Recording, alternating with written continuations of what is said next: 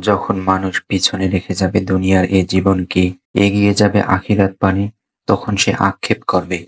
যদি তাকে একটুখানি সময় দেওয়া হতো, যদি একটু সুযোগ দেওয়া হতো, তবে সে তার বিনষ্ট অবস্থা ঠিক করে নিত, সংশোধন করে নিত ছুটে যাওয়া আমলগুলো। আখিরাত, এটি সে সময়ের নাম যখন প্রতিটি প্রাণকে তার কৃতকর্মের পুরোপুরি ফলাফল দেওয়া হবে। আখিরাত সে সময়টির নাম যখন প্রতিটি মানুষকে তার কর্মের প্রতিদান দেওয়া হবে। হয়তো সে জান্নাতবাসী হবে অথবা হবে জাহান্নামের অধিবাসী। তখন জাহান্নামীরা আফসোস করে বলবে, যদি তাদেরকে আর একটি বার সুযোগ দেওয়া হতো। আখিরাত, এটি সে সময়ের নাম যখন প্রতিটি প্রাণকে তার কৃতকর্মের পুরোপুরি ফল দেওয়া হবে। আখিরাত সে সময়টির নাম যখন প্রতিটি মানুষকে তার কর্মের প্রতিদান দেওয়া হবে। হয়তো সে জান্নাতবাসী হবে অথবা হবে জাহান্নামের অধিবাসী। তখন জাহান্নামীরা আফসোস করবে, যদি তাদেরকে আর একটি বার দুনিয়ার এ জীবনে ফিরিয়ে যাওয়ার সুযোগ দেওয়া হতো, তাহলে অবশ্যই তারা নতুন করে সৎ আমল করে নিজেদেরকে শুধরে নিত। কিন্তু এ কেবল দুরাশা,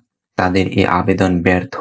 কারণ সময় কখনো ফিরে আসে না। আমলের সময় তো শেষ হয়ে গেছে, এখন হচ্ছে প্রতিদানের সময়। আমাদের এই সময়ে চোখ বুলিয়ে দেখি, সময়ের অবমূল্যায়ন ও সময় মতো কাজ করার প্রতি মানুষের শিথিলতা আজ কোন পর্যায়ে গিয়ে পৌঁছেছে। এ সময়টা ঘাটতিতে পরিপূর্ণ। সময় এখন আরাম আয়েশ ও অলসতায় পর্যবসিত। উচ্চ মনোবল আজ যেন মৃতপ্রায়। ঘন্টার পর ঘন্টা চলে যায়, দিনের পর দিন শেষ হয়ে যায়, অথচ এসবের কোনো হিসেবেই করি না আমরা। এতই সময় নষ্ট হচ্ছে, অথচ কারো মাঝে নেই এতটুকু অস্থিরতাও। এ বেহাল দশা কেবল এতটুকুতেই সীমাবদ্ধ নয়। কোথায় নেক আমল করার মাধ্যমে সময়ের মূল্য দেওয়া হবে, সে জায়গায় একজন অপরজনকে ডেকে বলে, চলো একটু ঘুরে আসি, একটু আড্ডা না হলে জীবনটাই নাকি চলে না। কিন্তু আল্লাহর মুমিন বান্দাদের অবসর সময় কোথায়? আল্লাহ তাআলা তো বলেই দিয়েছেন, ফাইদা ফারাগতা ফানসব ওয়া ইলা রব্বিকা ফারগব। বান্দা যখনই অবসর পাবে তখনই ইবাদতে মন দিবে। একজন মুসলিম আল্লাহর সন্তুষ্টির জন্য দুনিয়ার কোনো কাজ করলে ও সওয়াবের প্রত্যাশা করলে সেই কাজটি ইবাদতে পরিণত হয়।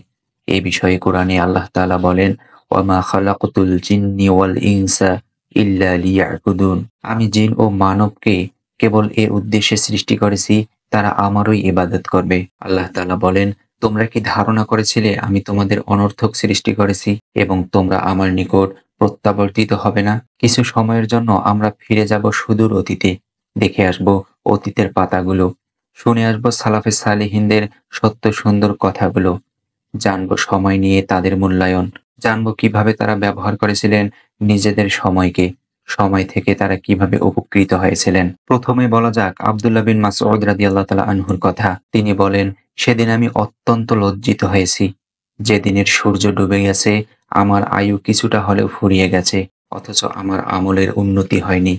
সময় চলে যায়, উদ্ভাসিত হয় দিনের আলো, ঘনিয়ে আসে রাতের অন্ধকার, দিন যায় রাত হয়, কেটে যায় রাত দিনের শত সহস্র মুহূর্ত।